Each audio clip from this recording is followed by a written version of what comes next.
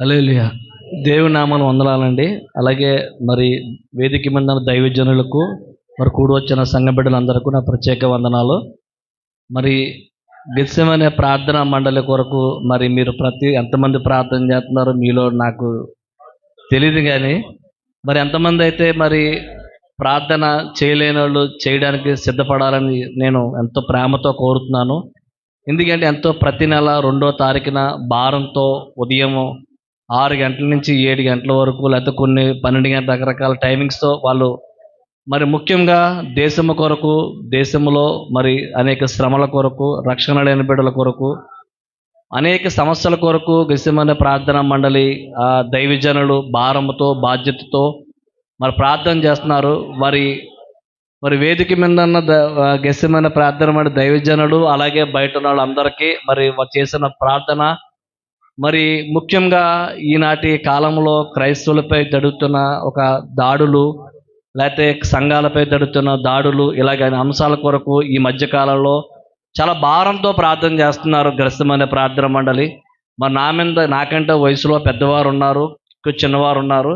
మరి వాళ్ళందరికీ నేను ప్రేమపూర్వక యేసయ్య ఒక నామమును బట్టి నేను అందరికీ వందనాలు చెల్లించుకుంటున్నాను. ఎందుకంటే ప్రార్థన అన్నది చాలా ప్రాముఖ్యత.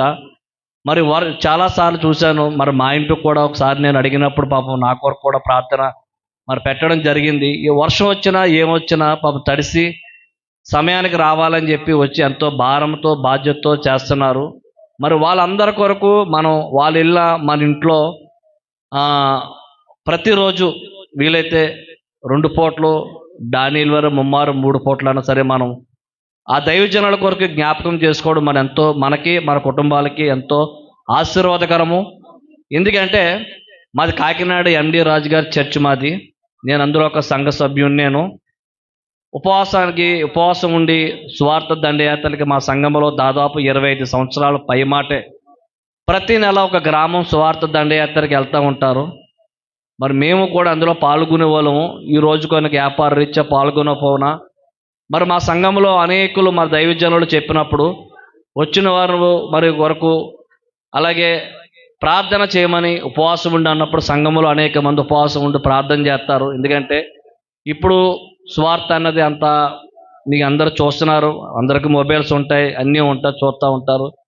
100 మందిని వ్యతిరేకించి చాలా ఇబ్బంది పెడుతున్నా ఉన్నారు. క్రైస్తవులు ఇది చేతగా కాదు, కానీ దేవుడు మనం ఏదైనా లోబడమన్నాడు. మరి ఏదైనా సరే అది మరి స్టెఫను రాళ్లతో కొట్టి చంపేవారు, అతను ఏ తప్పు చేయనప్పటికీ. కానీ యేసుప్రభు వారి తర్వాత ఆయన మరి రాళ్లతో కొట్టి చంపబడినప్పుడు తండ్రి ఈయన క్షమించమని చెప్పి అడిగాడు ఆయన. అలాగే మనం కూడా మరి ఎవరైతే మనపైన దాడులు చేస్తున్నారో, వాళ్ళు తెలియక చేస్తున్నారు, క్షమించమని, వాళ్ళ మారు మనసు, వాళ్ళ రక్షణ, దేవుడు ప్రేమ తెలియాలని మనం కూడా ప్రార్థన చేయాలా.